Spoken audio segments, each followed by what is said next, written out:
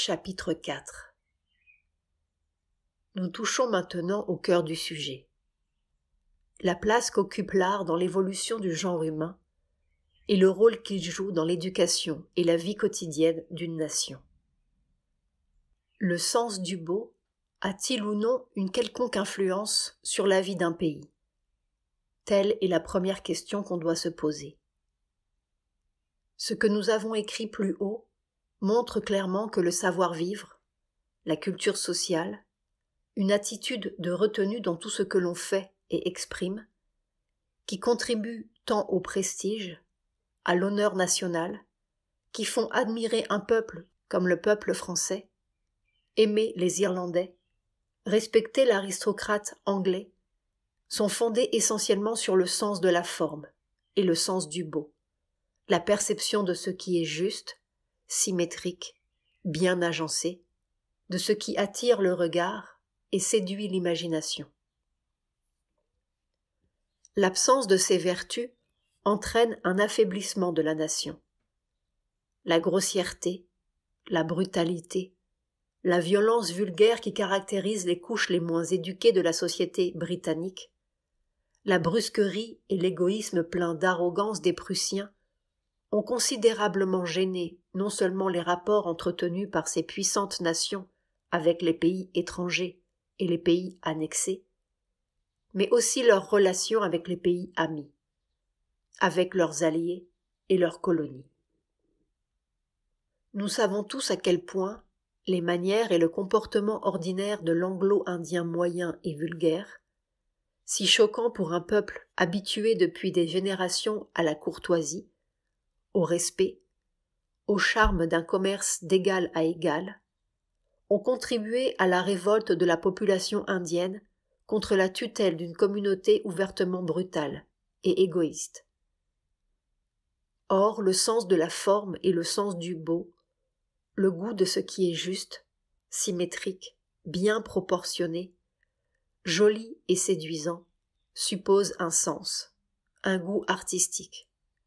Et le meilleur moyen, pour un peuple, de le développer, est l'éducation artistique de la perception et de la sensibilité. N'est-il pas remarquable que les deux grandes nations les plus handicapées par l'absence de ces vertus soient aussi les peuples d'Europe chez lesquels l'imagination, la poésie et le sens artistique font le plus défaut? C'est le sud de l'Allemagne qui fournit à la nation germanique ses artistes, poètes et musiciens. Ce sont les Celtes et les Normands qui ont donné à l'Angleterre ses grands poètes et ses quelques grands artistes, sans que cela change pour autant quoi que ce soit aux caractéristiques dominantes de la race saxonne. La musique est, à cet égard, plus puissante encore que l'art. Dans ce chapitre, ce terme désigne en général les arts plastiques, comparés à la musique et à la poésie.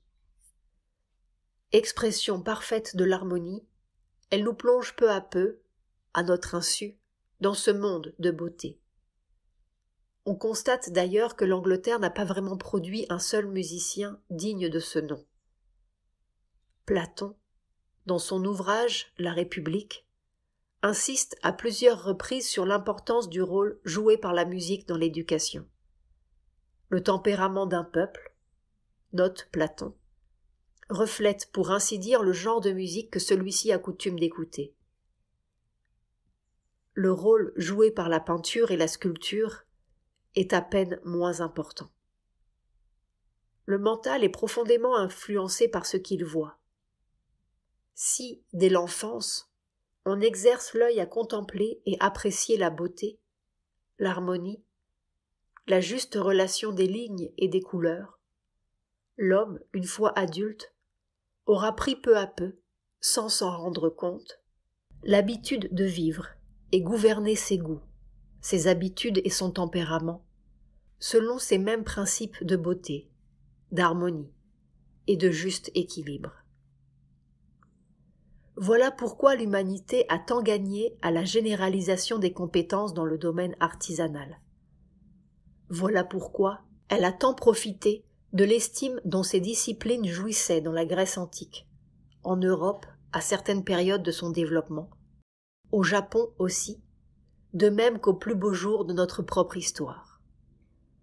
Il ne s'agit pas de faire de chaque demeure une galerie d'art. Cependant, si le cadre même de notre existence, si le mobilier de nos foyers deviennent choses de goût et de beauté, cela ne peut que contribuer à élever, ennoblir, harmoniser, à adoucir et polisser les mœurs, les pensées et les sentiments de la population. L'étude du beau ou celle des arts nobles produit sur les émotions un résultat comparable. Nous avons déjà évoqué cette purification du cœur, ou Chitta Shuddhi, obtenue en poésie. Comme nous l'avons indiqué, par la jouissance libre et désintéressée des 8 rasas, ou formes de la sensibilité esthétique, composante d'une existence ainsi préservée de la contamination tumultueuse des émotions inférieures, attachées à leur seule satisfaction. Aristote en fait la fonction principale de la poésie. La peinture et la sculpture, quant à elles, œuvrent dans le même sens, mais emploient des procédés différents. S'il arrive que l'art fasse appel aux mêmes méthodes que la poésie, il ne peut le faire avec autant de succès, parce qu'il lui manque le mouvement inhérent à la forme poétique. Figé, immobile, il n'exprime jamais qu'un moment choisi, un point donné de l'espace, et ne peut changer à volonté d'époque ou de lieu. Mais c'est précisément cette immobilité, ce calme, cette fixité qui font la valeur spécifique de l'art. La poésie élève les émotions et donne à chacune sa félicité propre. L'art calme les émotions et enseigne à chacune le délice d'une satisfaction restreinte et contenue. C'est cette qualité-là, en vérité, que les Grecs, peintres dans l'âme plutôt que poètes, ont essayé d'exprimer à travers leur poésie. La musique, pour sa part, approfondit et harmonise entre elles les émotions. À eux trois, la musique, l'art et la poésie sont pour l'âme de parfaits précepteurs. Ils donnent à ces mouvements une pureté, une retenue, une profondeur, une harmonie durable. L'homme, dans son effort de progrès, aurait tort par conséquent de négliger de tels instruments, ou, les rabaissant, de limiter leur rôle à la simple satisfaction d'un plaisir sensuel qui promet de dissoudre plutôt que de former le caractère. Utilisées judicieusement, ces forces ont une mission capitale: éduquer, édifier, civiliser l'humanité.